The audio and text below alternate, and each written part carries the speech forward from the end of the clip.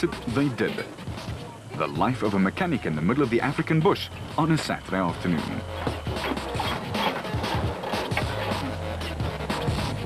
Back out on the road though, and Nick and son Ryan Harper were enjoying only their second outing in the Atlas Copco. They'd gotten used to it pretty quickly.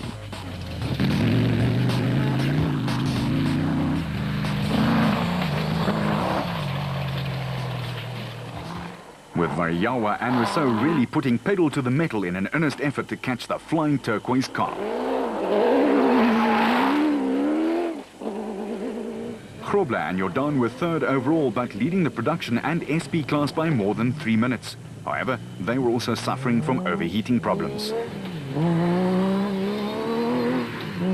And there were clearly no team orders, as the Norwegian mountaineer Tollefsen and Evans were chasing as hard as they could in second.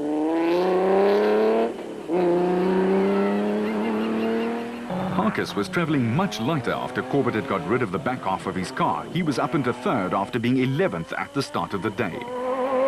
With Fawcett Pitchford battling a balky starter motor, hanging on to fourth after slowing down a little. The evergreen and steady Schilling was doing his usual act, go hard and hang on, and was still leading Class S like he had been from the get-go. And in Class A, Clint Gibson and Mike Brown were up into third place all the way from 7th. The absolute bat was still sounding great.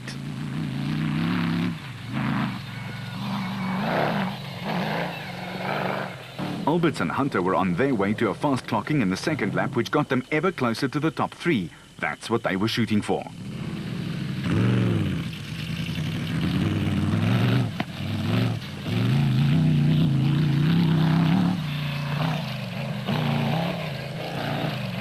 Gillingham and Van Vieren wrong slotted here, but they were still putting together a fine lap.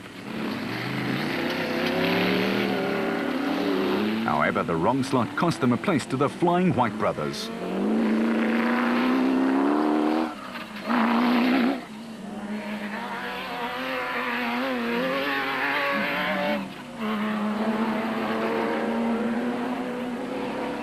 The Cries, who impressed so much last year, had moved up 6 places and were leading Class B in their bat. The father and son combination had picked up where they left off in 06. The De Bruins, Hichu and Jaap and their McLaren XL Toyota could not believe their SP speed, but mechanical failure would put paid to their efforts.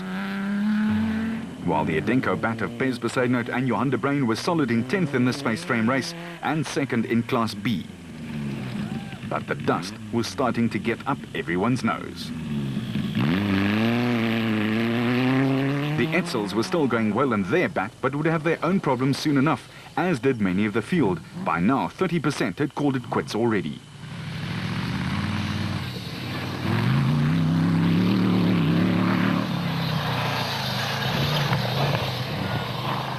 Roacon's George and Sharon Barkhuizen were leading Class E by a huge margin of 20 minutes and still pulling away. The Toyota was in fine shape.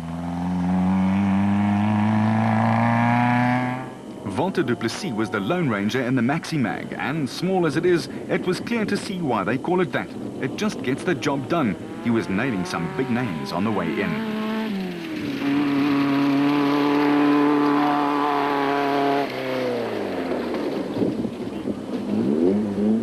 The du Plessis were throwing around their BB Autonisson hard body with abandon, and doing so very effectively. They were up into third in Class D. Herman Silwald's Zarko Magnum gave him trouble from the word go after losing brake pads, and then with something amiss in the car's handling, they abruptly stopped. Besaidnout and Locke with some extra baggage in tow steamed by, but then had to turn when they realized that they'd wrong slotted. Still, it was a great drive from the newcomers.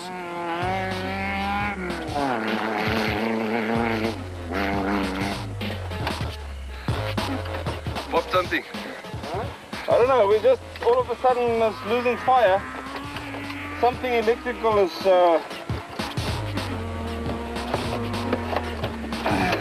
not sure what it is. And with the competitors streaming by, the Silwalds had to call it a day too.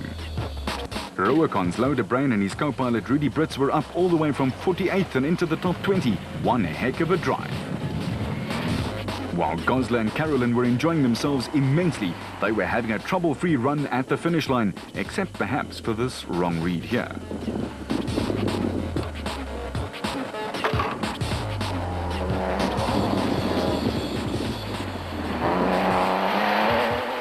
that gave the Bozel Truggy of Hluhluwe and Sandra Lebeskaghni the chance to close the gap. The Rochers were on the way, it seems, to finishing the Nissan Hluhluwe 400 and beating some really big names in the process.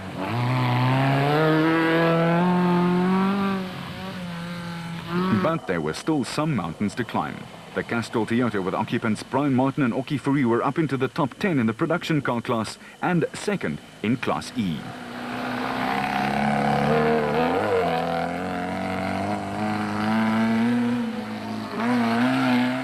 The Kobus van Tonder Rian Guapa piloted Unifreight Pajero had also shot up the standings. They were 45th in the morning, but now they were 11th in the production car class and second in Category E.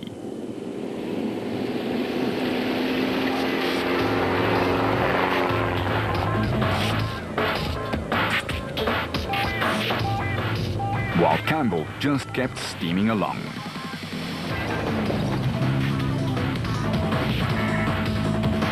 At the last compulsory stop with one more lap to go, it was the Harpers who were grinding down the competition, with Variawa now less than 2 minutes down.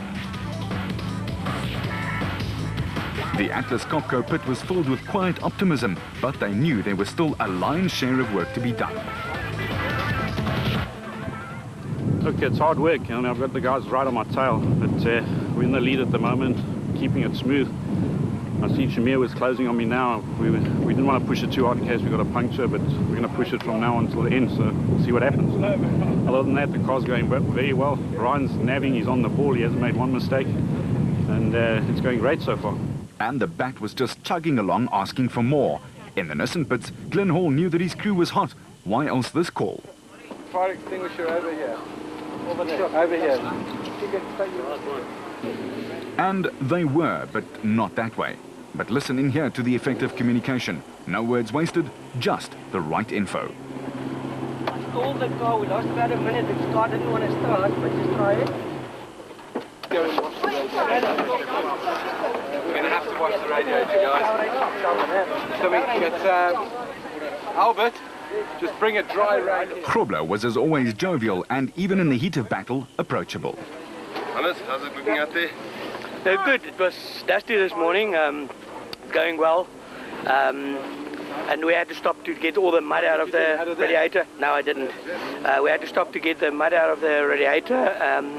We started running a bit hot, so we lost probably 2 minutes or a bit more.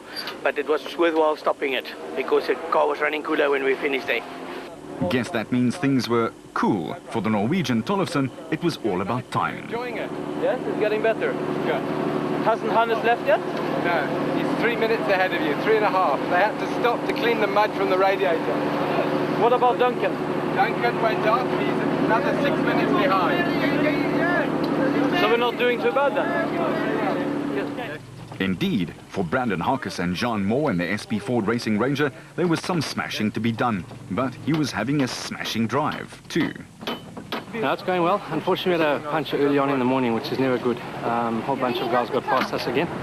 But I've really just been on the hammer all day. And to catch up to second or third place now, a little bit behind Tollefsen. So I've got this third lap to really push. I need to get past him as soon as possible and see if I can put some pressure on Hannes. Obviously, that's what I need to do. And the muscles were being severely strained in the Ford camp.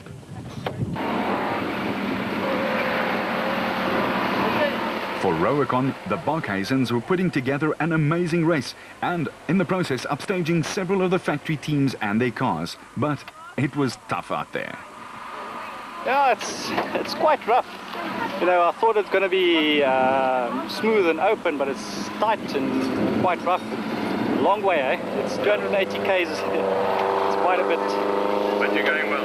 Yeah, no problems. Just someone hitting the side. No problems. Everything is going well, eh? The Duplessis had a litany of problems. No wipers, an exhaust manifold came loose, and to exacerbate things, a side shaft broke on the second loop, which was what they were repairing so hastily.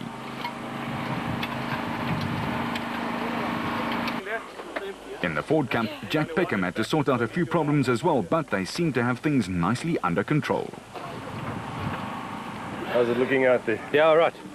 We're playing a bit of catch-up though. We've had a problem, so we're coming from the back now. What has the problem been? Yeah, we just had a problem with our slave cylinder on the clutch.